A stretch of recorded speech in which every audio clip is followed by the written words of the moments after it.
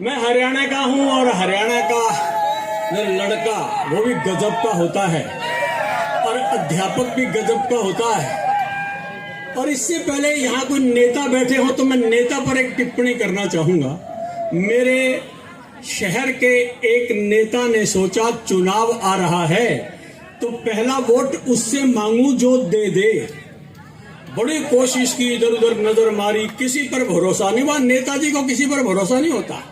आखिरकार उसने सोचा अपनी बीवी से मांग ले, वो तो देगी ही देगी वोट तुझे। तो उसने अपनी पत्नी से जो वोट मांगा और पत्नी हरियाणा की थी, उसने जो जवाब दिया वो जवाब तेरा जजेस सामने बैठे हैं। मेरा सौभाग्य है कि माननीय कुलपति महोदय भी बीच में बैठे हैं। मेरा कोई निजी परिचय नहीं था, अभी बताया।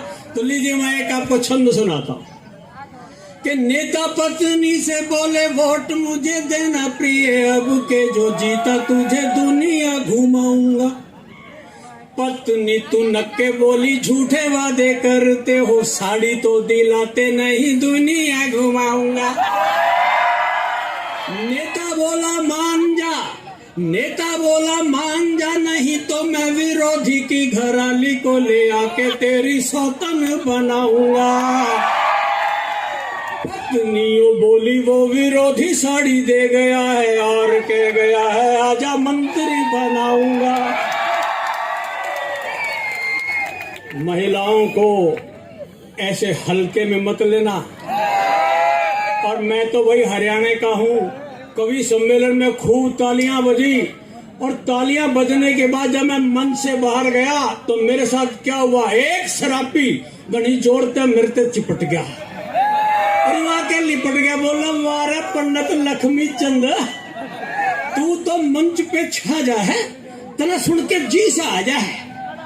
फिर बोला बोतल ले रहा है। मैं मायूस होके बोला भाई मेरे धोरे बोतल तय कौनी। बोला फिर कह राज्य हो रहा है, तू लक्ष्मी चंद भी कौनी। ये हमारे हरियाणा का सौभाग्य। मेरा एक विद्यार्थी इंटरव्यू देने गया, इंटरव्यू लेने ने पूछा रे तू अपना नाम बता। बोला मेरा नाम भीम सिंह परवाना। बोला देश की राजधानी का नाम बता। बोला जींद और नरवाना। बोला तू देश की राजधानी का नाम नरवाना बतावा है, न्यू के नौकरी ले लेगा। बोला अच्छा अगर मैं नई दिल्ली कह दूं तो नौकरी दे देगा।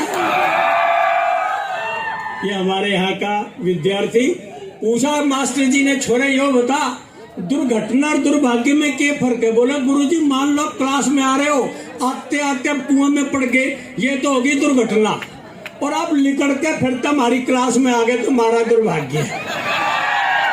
बोला अच्छा ये बता सत्य और ब्रह्म में क्या फर्क है। बोला गुरुजी आप पढ़ा रहे हो ये तो है सत्य और हमें समझ में आ रहा है ये है आपका ब्रह्म।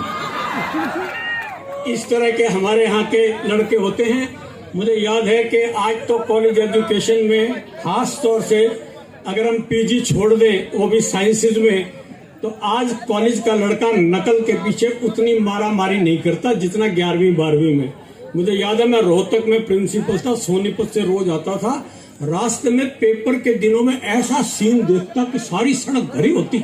मैंने ये किस लिए आ रहे हैं, किसी की बुआ आ रही, फूफा आ रहा, पर्ची लेके नकल करा रहे।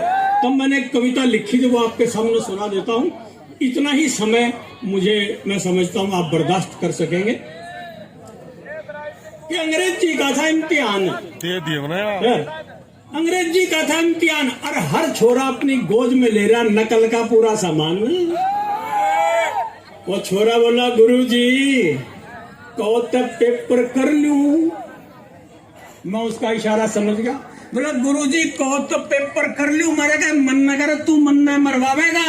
बोला अच्छा अगर तू नकल ना करने देगा तो के बच जावेगा।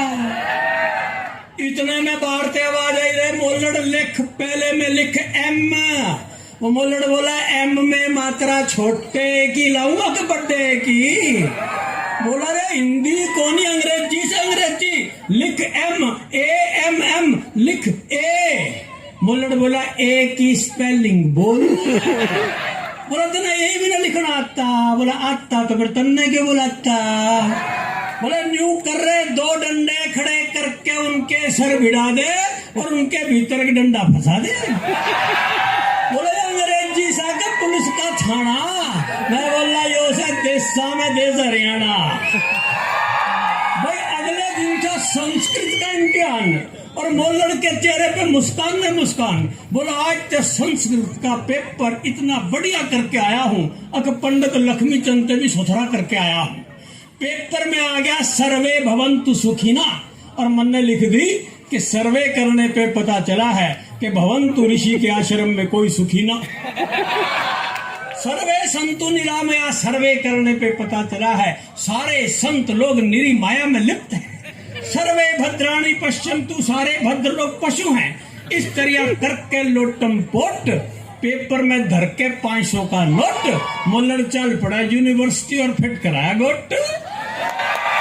याए मोल्लड़ आजकल हमारे गांव में एक स्कूल चलावा है, 24 घंटे बीड़ी फूके है, देश की नई पीढ़ी बढ़ावा है।